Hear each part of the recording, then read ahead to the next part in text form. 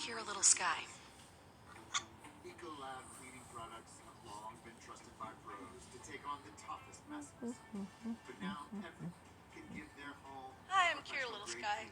Introducing Ecolab We're at 3rd and 16th Street. Exclusively at the Home Depot. Born and raised in Wellington Heights. I also have a Native American background, so I know what it's like to get homesick and pushed around. I don't believe in home ownership for that. I expect it breaks my heart to come in here and see the other citizens that had belief in system, belief that they could own their houses. I want to tell you right now, I think I've been here enough that we're friends, okay? So I'm going to tell you straight up, I'm outraged. Outraged not only because of this project, but the projects that connect to it.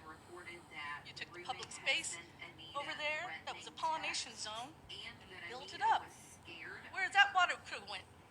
All that water was supposed to go. That was in agreement with FEMA. All that pollination land. That was also beautiful land.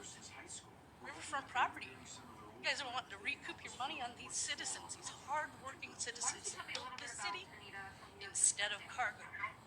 Cargill got all that beautiful land for $2. Who are you working for? The businesses or the citizens? Because right now I see you working for the businesses. The city of Cedar Rapids has been over for businesses, been over for the monopoly of land, been over for Cargill. But citizens are having mental outcries. We all witnessed it here today. She has a valid reason to be upset. I go to the Civil Rights Commission and all I hear is the same thing. Conflict of interest. There is no checks and balances. No checks and balances for our police. No checks and balances because the Civil Rights Commission is who we go to for that, and they can't do anything when we have police. Okay? That is outrageous. That is outrageous. I was almost raped this weekend. I had to push an abusive man out of my apartment. And you know what he said when I shoved him out the door? Into the stairwell? He looked at me and said, "I'm gonna call the police on you." I told him, go right ahead. This is a repeat. This goes on a lot here. And your gentrification is causing more crime. We are a small city. We're not a big city where you can gentrify.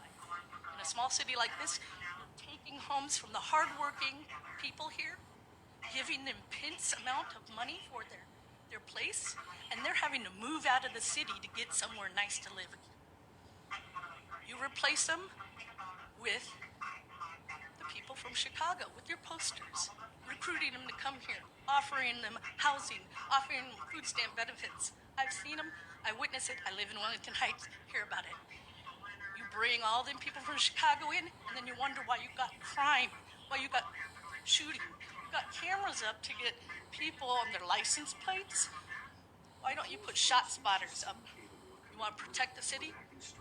Why don't you go to the gun violence calls quicker? We have fireworks here. Oh, they get confused. Well, you know what? Shot spotter can tell the difference between gunshots and fireworks. It would save a lot of time. That would really be protecting the city. But you're not about protecting us.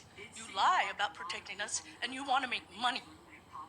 The officer that stalked me for over 30 years terrified me.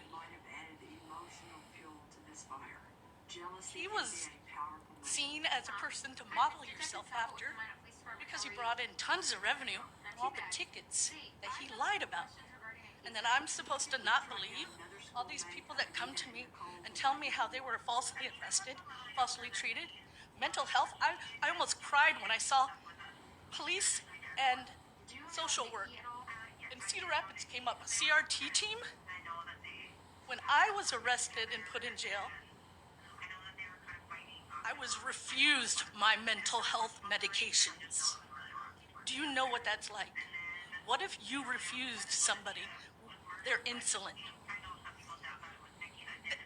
This is not a joke. Look at that girl that was in here today. She's upset because of the way you're treating the citizens of the city. She has a valid reason to be upset. 1,000, we each represent 5,000 people with the same feeling because they can't come in here and stand here and articulate themselves in front of you without fearing that happening to them. Thank you. We've considered that jealousy might have played a part in Anita's murder, but maybe it wasn't just Nicole who was jealous. Dead dog. That closes She our did formal look dead, business didn't today she? and brings us